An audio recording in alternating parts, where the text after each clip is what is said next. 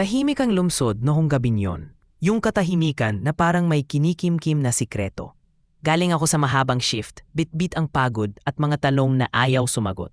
Sa gitna ng paglalakad pa uwi, napahinto ako sa isang maliit na kafe na may dilaw na ilaw, parang nagyayayang pumasok at magpahinga kahit saglit lang. Doon kita nakita, nakaupo sa may bintana, hawang ang tasa ng kape, nakatanaw sa labas na parang may hinahanap sa dilim. Hindi kita kilala, pero may pamilyar na lumphot sa mga mata mo. Umorder ako at naupo sa di kalayuan. Pilit iniiwasan ang tingin, pero palihim na napapansin ang bawat galaw mo. Nagtagpo ang mga mata natin nang hindi sinasadya. Isang segundo lang, pero parang humaba ang oras. Ngumiti ka ng bahagya, at doon nagsimula ang lahat. Pagod na pagod ka rin ba? Tanong mo. Parang matagal na tayong magkakilala. Tumango ako, at sabay tayong natawa. Yung tawang may halong pagod at pagkaunawa. Nag-usap tayo tungkol sa trabaho, sa traffic, sa mga pangarap na minsan na lang binabanggit. Taglish ang usapan, natural, walang pilit. Habang tumatagal, parang bumababa ang mga pader na matagal nating itinayo. May mga salitang hindi na kailangang tapusin dahil ramdam na. Nang magsara ang kafe, sabay tayong lumabas.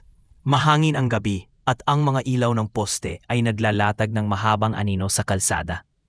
Naglakad tayo ng walang malinaw na destinasyon, pero sapat na ang sabay na hakbang.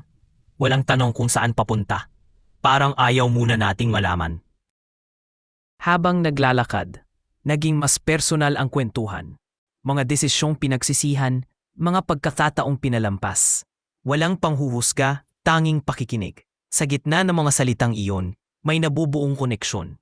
Hindi maingay, pero malinaw. Huminto tayo sa isang tahimik na sulok ng lungsod. Walang nagsalita, pero marami ang nasabi. Isang yakap, mahigpit pero maingat, parang pahintulot na maging totoo kahit sandali lang. Walang pangako, walang plano para sa bukas. Dumating ang madaling araw, at kasama nito ang oras ng paghihiwalay. Nagkatinginan tayo. Parehong alam na hanggang dito na lang. Walang palitan ng numero, walang kita ulit. Isang ngiti ang naging paalam, sapat na. Umuwi akong mag-isa, pero hindi naganap na mag-isa. May dala akong alaala ng isang gabing hindi na naulit. Isang gabing hindi kailangang ulitin para maging mahalaga. Minsan, sapat na ang isang gabi para manatili habang buhay sa alaala.